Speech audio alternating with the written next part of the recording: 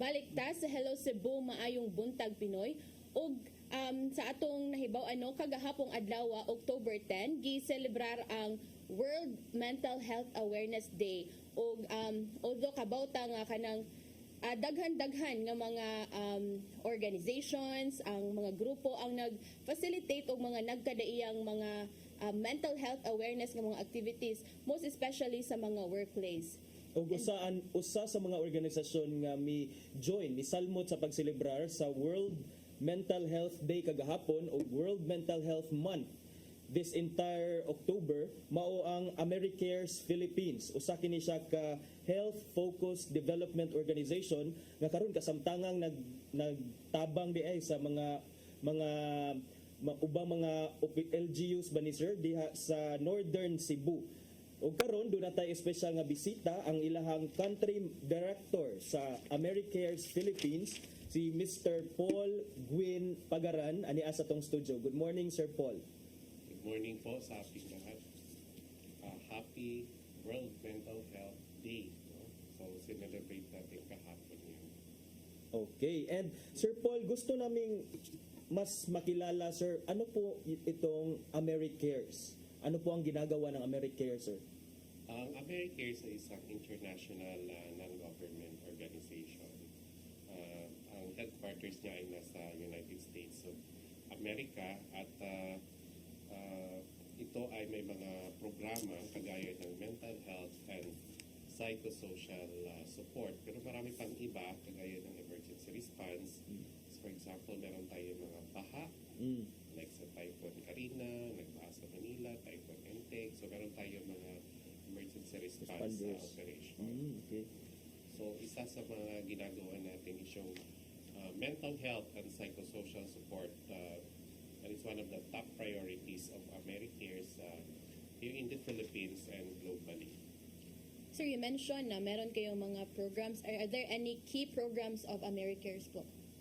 Here in Cebu, we have a project in northern part. So we are now currently working in 3 municipalities and 1 city in the north. So we have Bugu City, and then we have municipality of Katmon, municipality of Carmen, and the municipality of Tudela in Camotes Island. Sir, may we know lang, usually nandun po sa northern portion ng Cebu yung mga programs nyo. Any background po about that?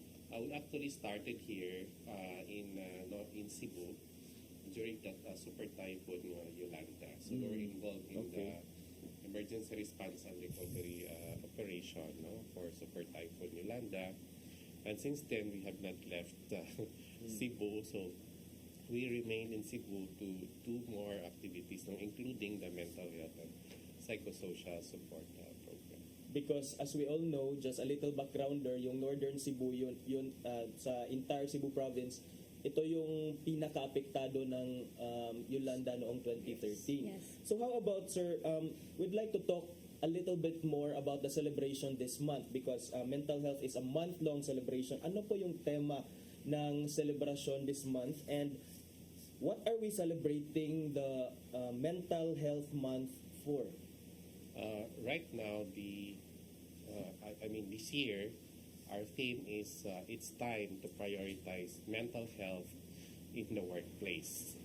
So every year we have a different theme. So this year, that's the theme. So we are giving emphasis to have mental health programs also in the workplace. So it's not just in the communities, in schools, because we're doing right now some activities in the communities and in schools, but it is important as well to have mental health in the workplace.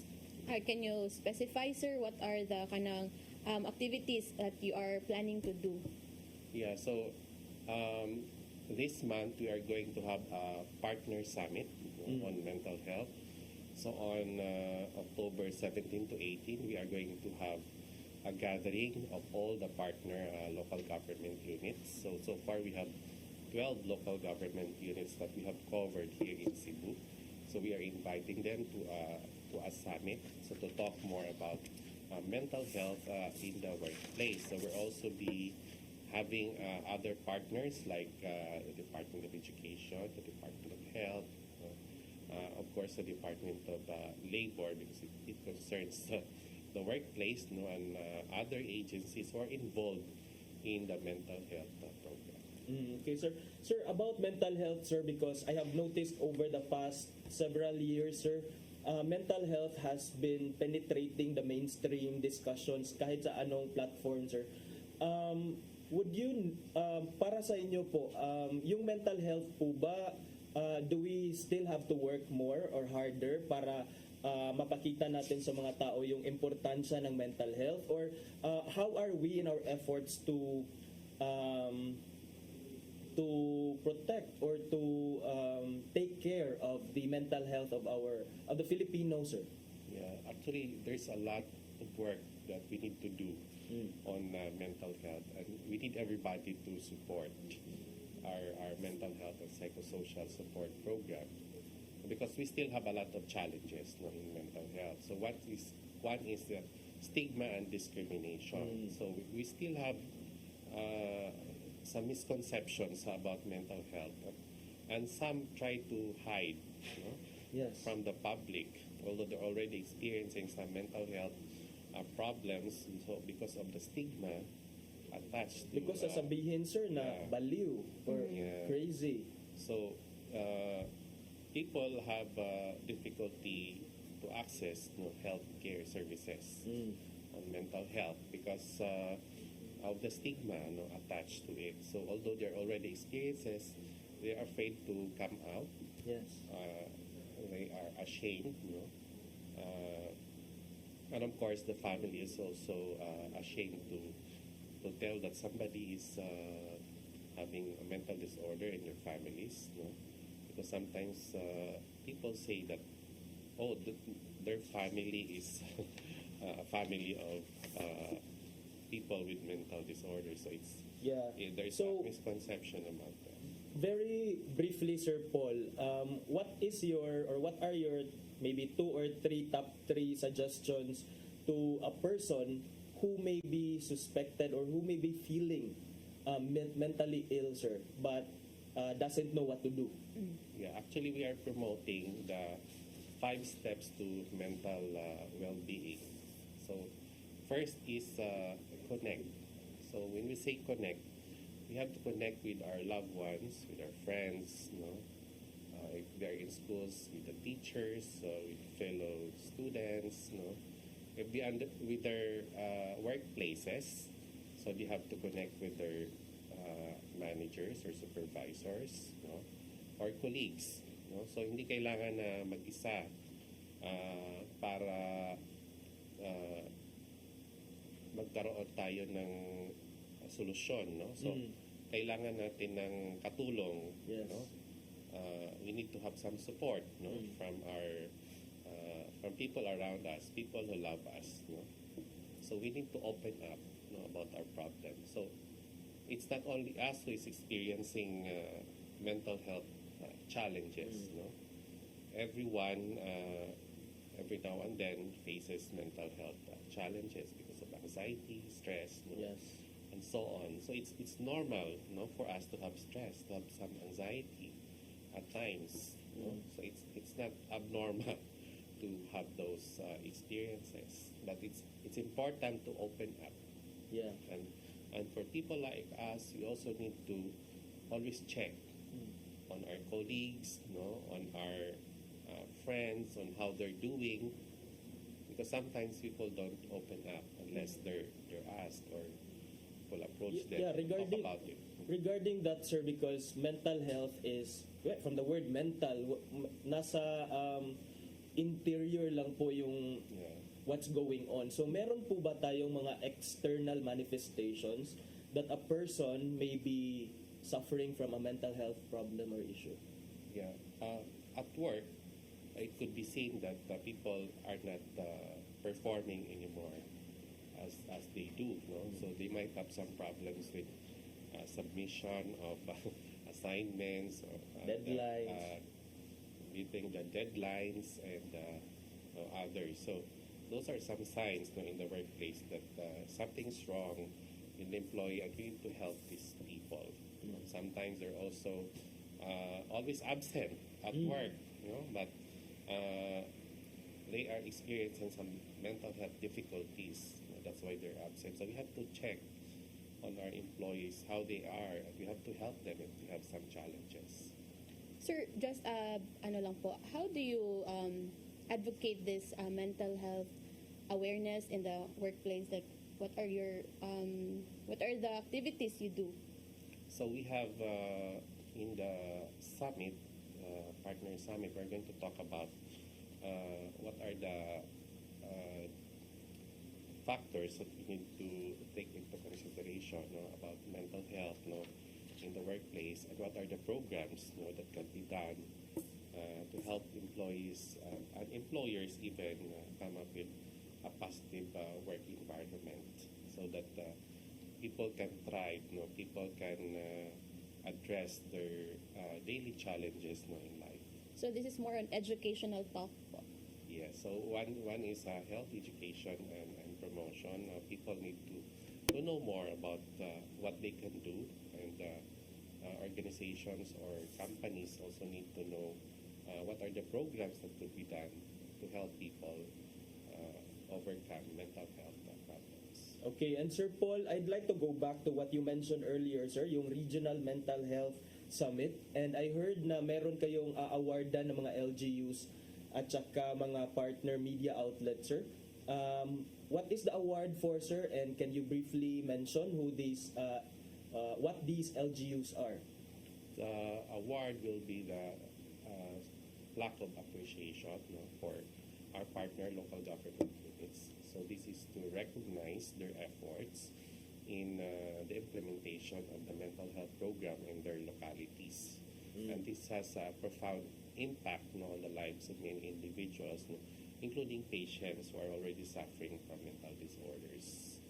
So we are going to give them those awards, and recipients include some of our longtime partners in the north, including Tabuelan, Bantayan, San Remeo, Medellin, Cebu City, and other municipalities. May we know lang po, how long have you been partnering with these municipalities? It has been 10 years since Typhoon Yolanda. So we've started really our work 10 years back, and we are very happy to say that these local governments have sustained the efforts to really implement a mental health program in their localities for the past 10 years already. So far for the 10 years, sir, you have observed there is a progress already in their municipalities regarding mental health. Yes, there's a lot of positive outputs because of the projects that we implemented, and one of them is the improved health-seeking behavior among the people in the area. So before, the patients don't go to the health center for checkup. But now, since many people already seen that there are positive changes in the patients, so it's like they're already normal, and they can already do activities of daily living. So many patients and families are encouraged to bring their loved ones to the health center for checkup, for mental health consultation. So that's one of the positive developments of the project. So that's really important, because if we don't bring the patients, they will become more severe. Yes. So what is important in mental health is early detection and treatment. So if they have some anxiety, some depression, so right away we need to bring them for consultation, so they can be given the proper treatment. And we have trained a lot of doctors, nurses, and midwives already in the rural health units in those municipalities, and they are trained to deal with those kind of problems. Okay. Before me close, sir, because I think one of the difficulties or challenges in addressing the mental health issue is the costs that are involved. How cheap or expensive is getting mental health check-up, sir, Consultations. and treatment? At the rural health unit, the service is given for free. So they don't have to pay anything. And the local government provides for the medicines. Yes. At times, AMERICARES would support some of the medicines that are needed for the patient. So there's really no problem in terms of cost. So what you really need are the participation of patients and their families to come and have themselves seen by trained health professionals at the health center for treatment and management of the cases. Okay, sir. So how can we know more about AmeriCare since we noticed na there is a positive development? So how can we know more about your organization, sir? Actually, we have a Facebook account, so AmeriCares Philippines. So just visit our Facebook and know more about what we are doing. Okay, and any final words, Sir Paul, para sa ating mga viewers? At saka, baka gusto nyong imbitahan sila, sir, na makiselebrate sa inyo? My final word is make mental health a priority. So, there is no health without mental health. And we would like to encourage everyone to participate in the Mental Health Month celebration this year with the theme Mental Health in the Workplace. Okay, so motto partner, there is no health without mental health. So always, mao na akong always iingon sa akong self-partner, i-priority jud na ko akong mental health at all costs. Char. Bitaw. Sir, mag-break up this weekend, sir, for my mental sanity. For my sanity, magsa-sanity Mental break. health break. Yes. Okay, and on that note, thank you so much, Sir Paul Gwyn Pagaran, the Country Director for AmeriCares Philippines, sa pagbisita niyo po sa aming studio, kasama ang kanilang mga magagandang officers from AmeriCares. Thank you, ma'am, sa pagdalaw po.